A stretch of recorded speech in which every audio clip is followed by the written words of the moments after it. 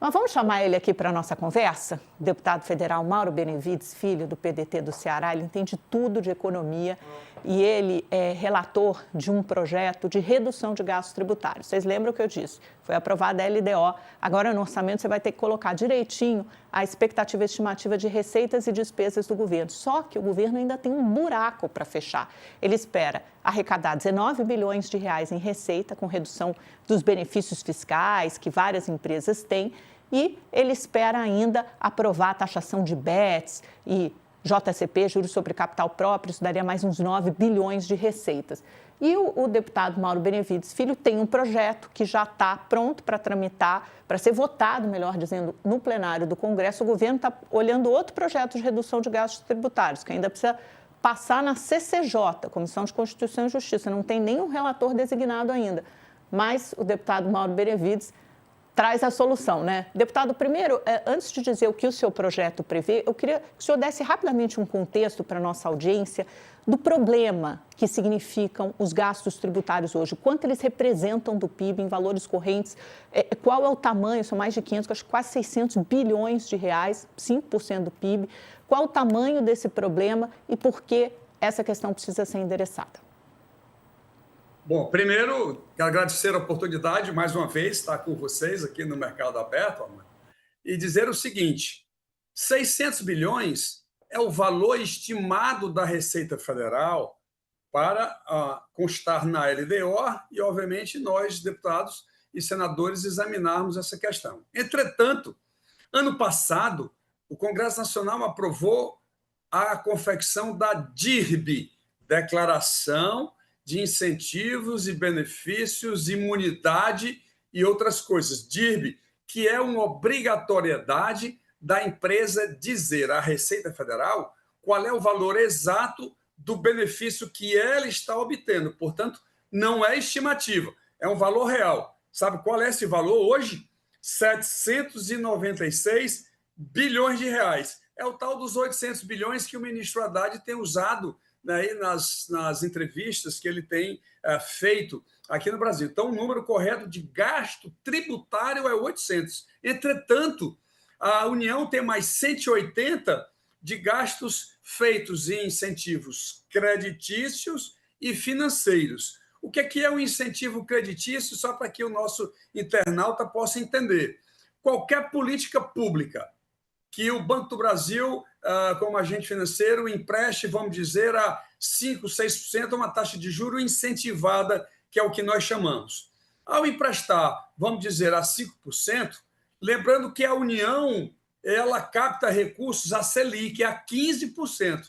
Então, a diferença entre 15% e 5% do que o Banco do Brasil empresta não é o Banco do Brasil que está pagando. É o Tesouro. Quem está pagando é o Tesouro Nacional. Exatamente, é o Tesouro. Isso chama-se benefício creditício. Então, é mais 180 bilhões entre financeiro e creditício. Portanto, dá 980, gente, 980 bilhões de reais. Esse é o valor exato, correto, que está colocado para análise da empresa. O Brasil não aguenta gasto tributário. Lembrando que está sendo proposto é basicamente o seguinte: vamos supor que você tenha 10% de incentivo do imposto de renda. O 10% de corte em cima de 10% é 1. Então, ele vai continuar tendo incentivo 10 menos 1, 9. Ele continuará tendo incentivo de 9%. Portanto, não é corte de gasto tributário, é diminuição. É diminuição.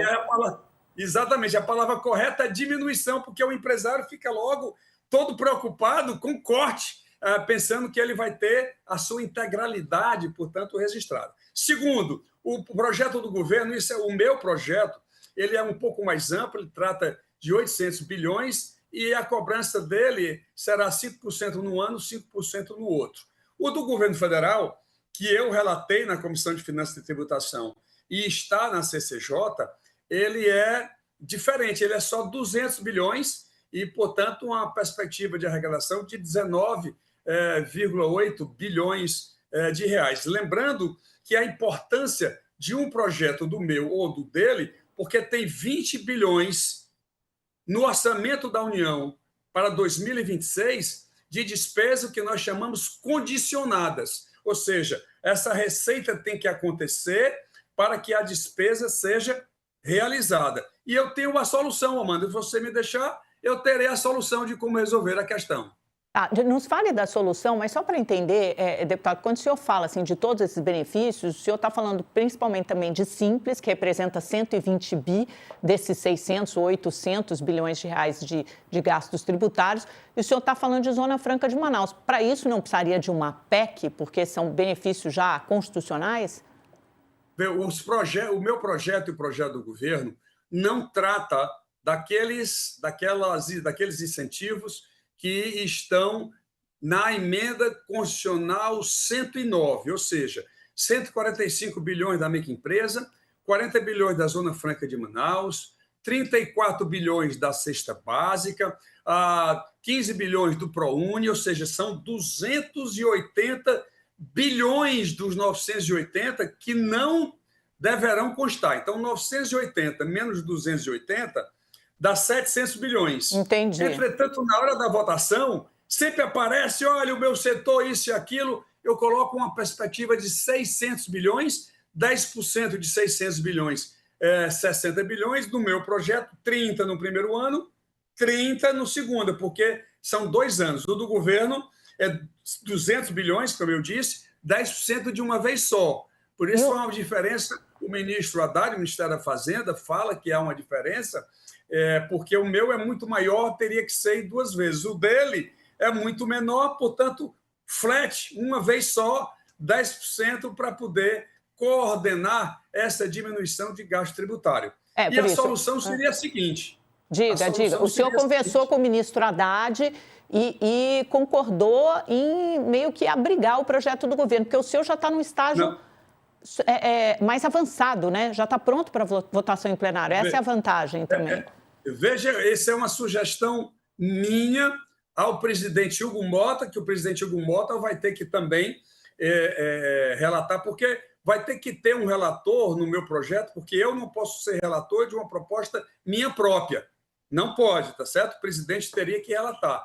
E a ideia era a seguinte, era enxertar as propostas do governo dentro do meu projeto, que já está em plenário, chama-se A Pensar, né? A pensar o projeto nele, tirar aquilo que está no meu, que não interessa ao Ministério da Fazenda nesse momento, como, por exemplo, os incentivos creditícios e financeiros. O Ministério da Fazenda interpreta que isso não deve entrar, porque isso pode complicar. Não tem problema, não tem ciúme de nada. Portanto, gerar um substitutivo com aquilo que interessa ao governo. Obviamente, pode aproveitar alguma coisa que tiver no nosso projeto, efetivamente, e de tal forma que gerará uma palavra na Câmara dos Deputados muito comum, chamado substitutivo. Né? É um termo final para poder dar um parecer sobre um projeto modificado, chama-se substitutivo. E aí o substitutivo, sim, que iria ao plenário para a votação e, obviamente, poderá ser feito a qualquer momento. Obviamente, o presidente Hugo Mota tem que dar a palavra final, nomear o relator para fazer isso. Portanto, eu não vejo nenhum problema isso ser votado já na próxima semana. Agora, até porque... Pois não. Não, está acabando, né? O senhor pode... Até porque eu ainda está comigo, Amanda, o PLP 108, que é a reforma tributária. Isso é urgente, o governo quer muito isso. É que nós temos que votar até o final da sessão do Congresso Nacional, porque a reforma tributária ela vai entrar em vigor já em 26, não como pagamento de tributo, mas já para as empresas irem se prepararem, né? E o governo federal também. Isso, da sua contabilidade. As empresas já ir se estruturando, porque em 2027 entra a CBS. Então, eu tenho que relatar, estou com o relatório praticamente pronto. Eu vou conversar com o presidente Hugo Mota na próxima terça-feira, dizendo quais foram as modificações que o Senado processou em cima do 108. Vou levar, portanto, e depois passar 2 ou 3 dias discutindo com os líderes, sabendo exatamente o que é que fica e o que é que volta ao texto da Câmara dos Deputados, e, portanto, ambos os projetos com condições de serem votados até o final da sessão legislativa, que é exatamente votar o orçamento da União, porque a LDO, como você já anunciou, acaba de ser votado, né, no Congresso Agora, Nacional. Deputado, só para terminar, eu queria entender, porque o senhor também fez menção a isso, é sempre tão difícil você votar essa redução de gastos tributários, porque são benefícios que estão aí há décadas em alguns casos, e vários desses setores que são beneficiados têm lobbies muito fortes no Congresso. Isso passa? É importante dar esse dado, só o mercado aberto vai ter. 77% dos incentivos fiscais brasileiros não tem prazo. Só no Brasil que você dá o incentivo fiscal para infinito, né? Até o além está valendo, ou seja, está na hora de alguém alertar de que incentivo fiscal ele tem um prazo para poder ser concedido. E, portanto, nós estamos ponderando, né, as empresas que chegou a hora, primeiro que o Brasil não aguenta, 1 trilhão de recursos, 980 bilhões, para poder conceder incentivo fiscal, não dá. E segundo ponto, 1%, nós estamos tratando de 1% para tentar colaborar, diminuir, portanto, todo mundo fala, olha, o governo é gastança, está gastando demais, vamos reduzir o gasto. Quando você trata do gasto tributário, aí é uma greta enorme que acontece em todo o Brasil, e nós estamos procurando, portanto, o Ministério da Fazenda também, sensibilizar não só os parlamentares, mas também as empresas de que está na hora de contribuir para poder diminuir, repito, não cortar, diminuir aquilo que é concedido indefinidamente, porque nós não concordamos com esse tipo de incentivo fiscal.